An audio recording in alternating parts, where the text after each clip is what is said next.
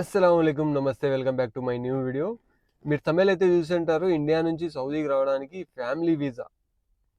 మనం సౌదీలో ఎవరైతే డైవర్ కంపెనీలో వర్క్ సౌదీలో చేస్తున్నామో వాళ్ళు ఫ్యామిలీని పిలుచుకోవాలంటే ఎంత ఖర్చు అవుతుంది అనేసి అయితే ఈ వీడియో అయితే చేస్తున్నాను.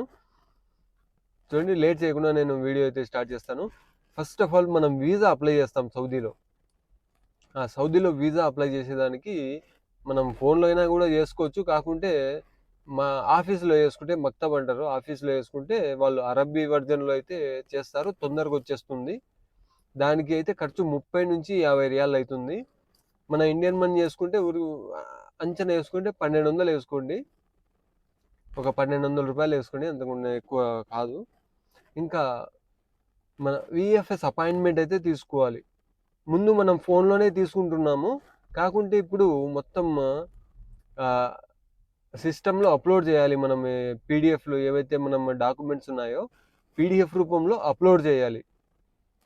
అందుకోసమే అది మనము ఫోన్లో అయితే చేయలేకున్నాము. దీనికి ఒక ఏజెంట్ ఆఫీస్ దగ్గరికి వెళ్తే ఏ ఏజెంట్ అయినా కానీ అపాయింట్మెంట్ ఇవ్వాలంటే వాళ్ళు ఆ కంప్యూటర్లో అయితే చేసేస్తారు, విఎఫ్ఎస్ అపాయింట్మెంట్ అయితే చేసేస్తారు. దానికి వాళ్ళు 300 రూపాయలు తీసుకుంటారు. మొత్తం అప్లోడ్ చేసి ఏమేమి డాక్యుమెంట్స్ ఉన్నాయో మొత్తం అప్లోడ్ చేసి విఎఫ్ఎస్ మొత్తం ఏదేదైతే ఉందో మీ వీసా సంబంధించి మొత్తం అప్లై చేసి విఎఫ్ఎస్ అపాయింట్మెంట్ బుక్ చేసి ఇస్తారు. 300 రూపాయలు తీసుకుంటారు.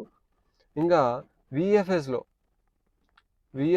హైదరాబాద్లో, మనం ఆంధ్ర కాబట్టి కడప, అందరు హైదరాబాదు, చెన్నై అయితే వెళ్తారు. నేనైతే హైదరాబాద్ తీసుకున్నాను. హైదరాబాద్కు విఎఫ్ఎస్ ఆఫీసులో ఎంత కట్టామంటే 15,200 రూపాయలు అయితే విఎఫ్ఎస్ ఆఫీసులో అయితే తీసుకున్నారు. ఈ ఫీజు అన్నమాట, వీసా ఫీజు.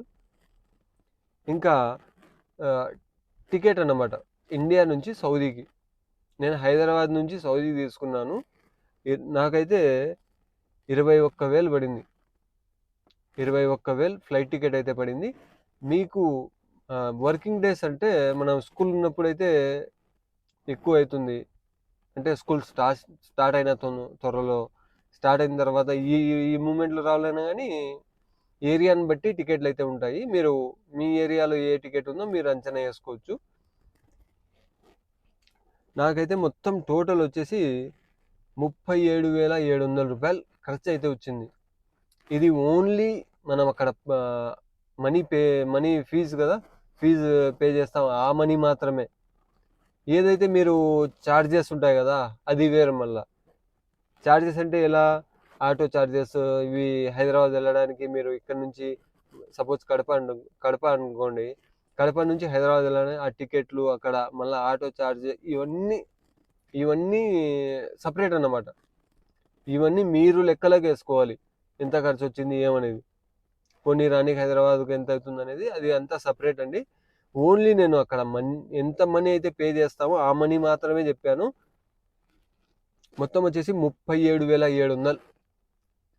ఇంకా మీరు సపరేట్గా ఎంత యాడ్ చేసుకుంటారో యాడ్ చేసుకొని ఒక్క మనిషికి ఇంత అవుతుంది. అక్కడ మనీ పే చేయాలి కదా, ఒక మనిషికి అయితే 37,700 అవుతుంది. అలా ఇద్దరైతే దీన్ని డబల్ చేసుకోవాలి. పిల్లలు ఉన్నా కానీ దీన్ని డబల్ చేసుకోవాలి. చూశారు కదా, ఈ వీడియో మీకు యూస్ఫుల్ అవుతుంది అనుకుంటున్నాను. మరిన్ని వీడియోల కోసం నా ఛానల్ని సబ్స్క్రైబ్ చేయండి, లైక్ చేయండి, కామెంట్ చేయండి. వీసా అప్లై చేసేటప్పుడు ఏం చేయాలి, నేను ఏం తప్పు చేశాను అనేది కూడా నేను నెక్స్ట్ పార్ట్ వైజ్గా నేను వీడియోలు అయితే అప్లోడ్ చేస్తాను. ఛానల్ని సబ్స్క్రైబ్ చేసుకోండి.